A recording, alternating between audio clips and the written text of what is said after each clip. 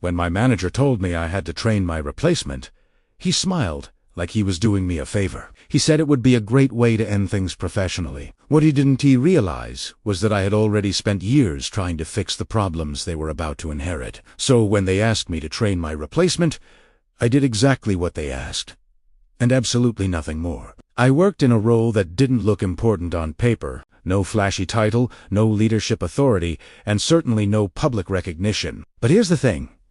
Everything flowed through my desk. If a critical report broke, it came to me. If a system started acting strange, it landed with me. If a major deadline was at risk, I was the one expected to figure it out. Over the years, my job became a collection of exceptions. It was filled with things that were never documented because they were just temporary fixes. It was processes that evolved way faster than official policies. It was a web of workarounds that only existed because someone, somewhere, had to keep things running. And that someone was always me. From management's perspective, everything looked perfectly fine. Projects were shipping on time. Clients stayed quiet. Problems never seemed to escalate, which meant leadership made a critical assumption. They assumed the system was stable. They didn't see the duct tape holding it all together. They didn't see the manual overrides. I did every single day. They didn't see how often I stopped tiny issues from exploding into massive ones. And because nothing ever broke loudly enough, they assumed my role could be streamlined. The calendar invite arrived late in the afternoon. No agenda. No context. Just a simple title. Quick check-in. HR was on the invite. That's when I knew. They used all the careful corporate language. They said restructuring, operational efficiency, and realigning responsibilities. My role was being eliminated, not because of my performance, not because of my behavior, but just numbers on a spreadsheet.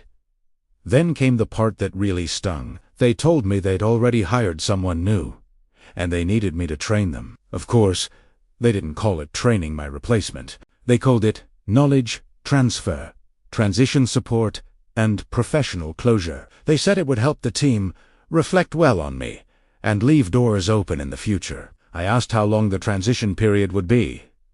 Their answer, 2 weeks, 14 days to transfer years of institutional knowledge that lived only in my head. I didn't argue. I didn't push back. I didn't bother to mention the countless emails I'd sent over the years, asking for documentation time, backup coverage, and cross-training for the team. All of those requests were completely ignored. Instead, I just said, "Understood. I'll do my best."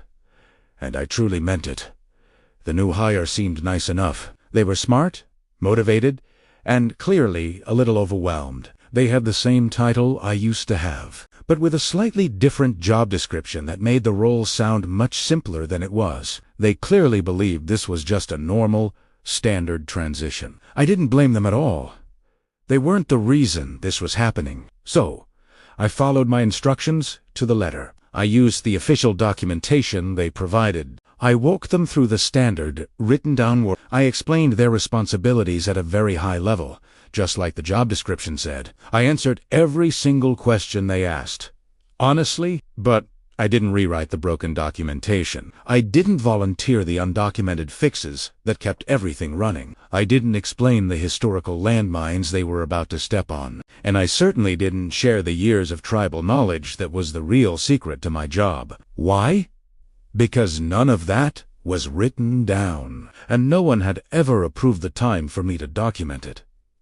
My manager checked in with me exactly once. He asked, "Is everything going smoothly?"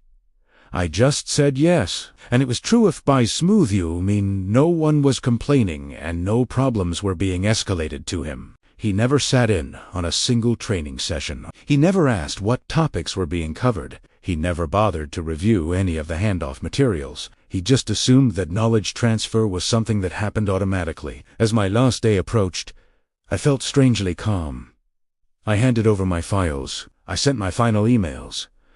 I returned to my company equipment. Everyone thanked me for being so professional about the whole thing.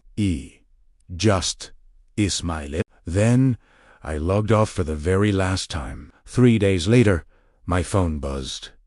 It was a message from my replacement. They were asking where a specific report lived and how it was generated. I didn't respond. The next day, another message came in. This one more urgent.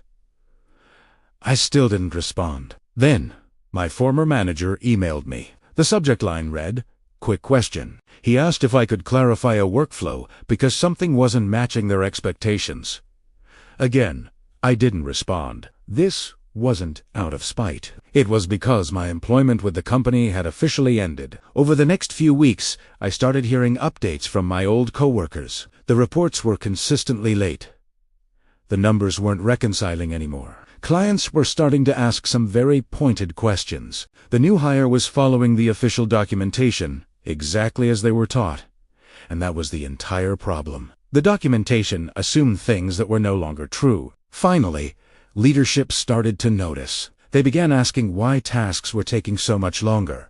Why were errors suddenly increasing? And why could no one explain where certain outputs were coming from? My manager apparently said, "We thought the transition was handled." Then someone asked the crucial question. Based on what? That's when my old emails were pulled from the archives, the ones where I had clearly stated, "This process isn't documented." The ones that said, "This is a single point of failure." The ones where I warned, "We need cross-training." And this knowledge currently lives with only one person. All times, all ignored. My manager wasn't fired, but he was questioned. His decisions were reviewed. His judgment was seriously challenged. Suddenly, budgets tightened across his department. Hiring froze. And eventually, they brought in expensive consultants to fix the mess at a much higher cost than my salary ever was. Months later, a recruiter reached out to me. It was for the same company, but a different department. They asked if I would be interested in a consulting role. It was short-term, high urgency, and they were offering to pay me triple my old hourly rate. I declined. You see, I didn't sabotage anything. I didn't maliciously withhold information. I trained my replacement exactly as I was instructed, using the time, the tools, and the documentation I was given. And when the system finally failed, it wasn't revenge. It was just the bill, finally coming due. Thanks for watching. If you enjoyed this story, be sure to like and subscribe for more.